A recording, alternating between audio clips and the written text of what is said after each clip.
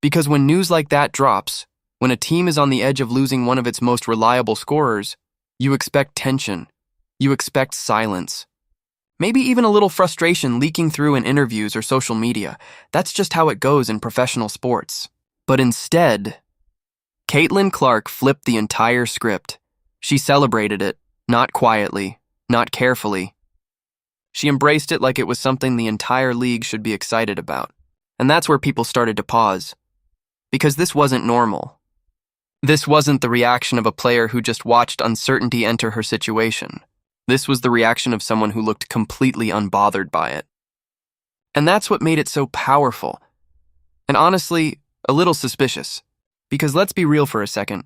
If you're in Clark's position, this situation should have hit differently. You're already dealing with defensive pressure that most rookies never experience. You're the face of a franchise that's still trying to figure itself out. And the one player who consistently helped relieve that pressure? Kelsey Mitchell. The same player who could drop 20 without forcing the offense. The same player who stretched defenses just enough to give Clark room to operate. The same player who, when things got messy, could steady the entire flow of the game. That's not easy to replace. In fact, most teams can't replace that. So naturally, people expected Clark to at least show a hint of concern, but instead, she doubled down on support. And that's when the conversation changed.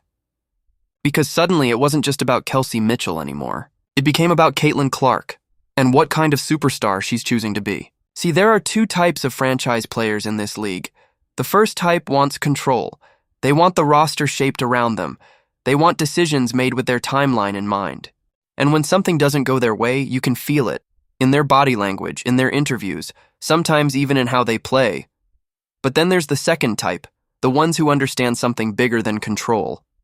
The ones who understand that how you react in uncertain moments says more than anything you do when things are going perfectly. And in that moment, Clark made it very clear which type she is.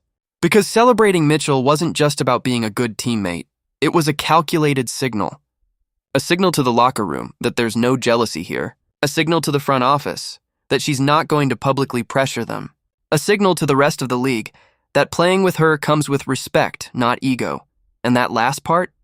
That matters more than people realize, because players talk. They notice how stars treat teammates when contracts get messy. They notice who gets selfish when roles shift. And they definitely notice who keeps everything solid when things start getting uncertain. Clark passed that test without even looking like she was trying. But here's where it gets even more interesting. That level of composure doesn't just come from being supportive. It usually comes from understanding something that everyone else doesn't. Because let's think about this logically. You don't react that calmly unless you're confident in what's coming next. And that's where the speculation really started heating up. Fans began asking, does Clark already know the plan? Because while everyone else was focused on whether Kelsey Mitchell would stay long-term, Clark looked like someone who had already accepted whatever outcome was coming. And not in a passive way, in a controlled way. Like she understood that this wasn't the end of anything, it was just a transition. And transitions don't scare players who believe they're about to level up. But here's the thing nobody wanted to say out loud. That reaction also removed pressure from the front office.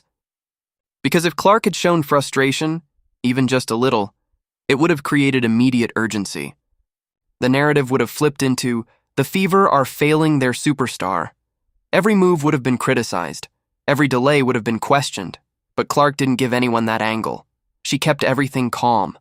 And in doing that, she gave the organization space to move however they wanted. Now, whether that's a good thing or a risky thing, that's a completely different conversation.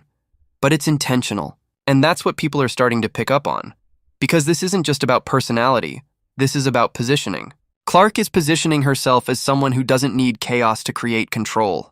And in a league where narratives can spiral overnight, that's a dangerous advantage.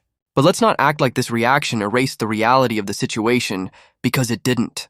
Behind all the positivity, the basketball implications are still there.